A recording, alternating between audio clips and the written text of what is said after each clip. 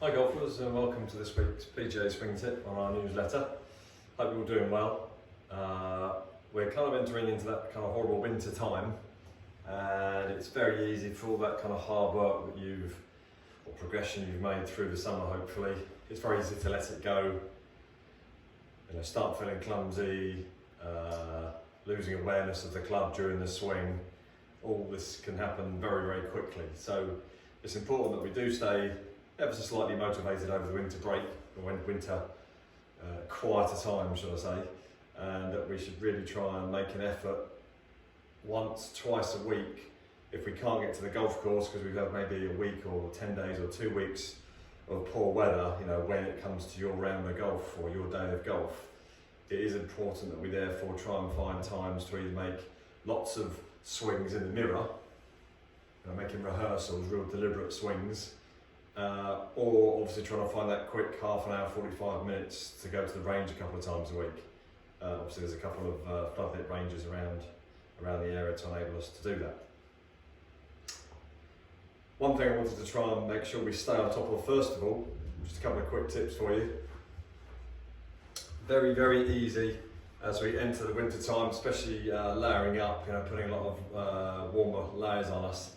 It's very easy for us to become lazy with our turn or restricted in our turn, also because of the clothing, and therefore make very poor quality backswings all of a sudden.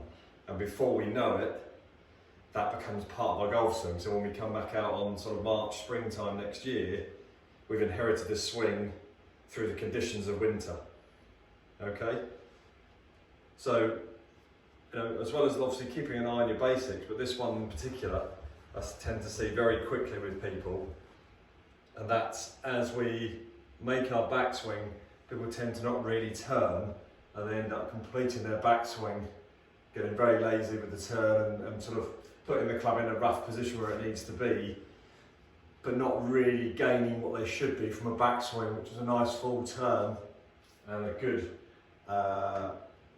amount of width maintained on the backswing.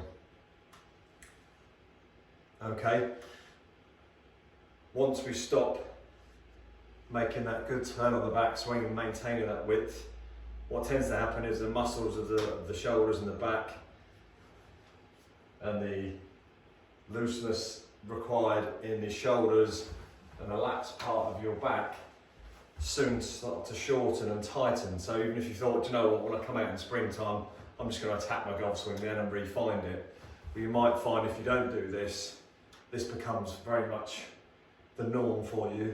And when you do try and find this sort of better position, that's very much harder to do because the muscles have shortened and weakened.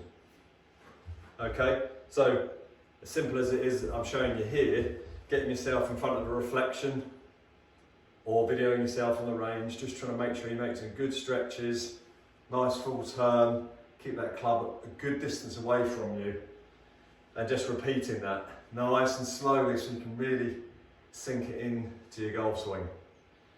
Nice full turn. Again, I'm resisting my lower half as I do this. Up to the top, keeping those hands and arms a good distance from my chest, and back down. So by doing this, you're going to keep up your power through the winter, but you're going to keep your golf swing intact, the most important part of your golf swing, which is storing up that power, maintaining that width, combine it with things like the swing plane that we've spoken about recently, and a good set of fundamentals. It's going to keep you ticking over until we come over into springtime. Over the following weeks, we're going to just keep looking at some basics. And yeah, some of them you'll look at, some of the videos you'll look at and go, oh, that's not me, I'm fine in that department. But keep an eye in, because sometimes it might just trigger an area which is suited to you and actually help you maintain or improve that particular area of your setup or your golf swing. We'll also try and look at things like in your short game. We're going to tend to look at things like chipping off a kind of muddy, squidgy lie, which is everybody's nightmare. But there's a couple of things that we can do to try and make that process or that shot a little bit easier. So we'll be looking at short game as well as your basic fundamentals over the next few weeks as we go through winter. But yeah, my biggest key is keep consistent. Doesn't have to be hours on end. 20 minutes, half an hour, 45 minutes at a range, once, twice, 3 times a week. I'm sure we can find that time, and that just checking those basics, concentrating on some of the things that we might go through in here, and you'll keep your game in good tact. So when we come out the other side into spring, you're firing all cylinders. You're not spending 2 or 3 months trying to refine your game again. Okay, so if any of these points I've discussed today strike a note with you, and you feel like you need a bit more help in trying to improve on these areas, then please give us a shout in the shop, or push the button on the newsletter where it says contact us regarding lessons, and we can book you in.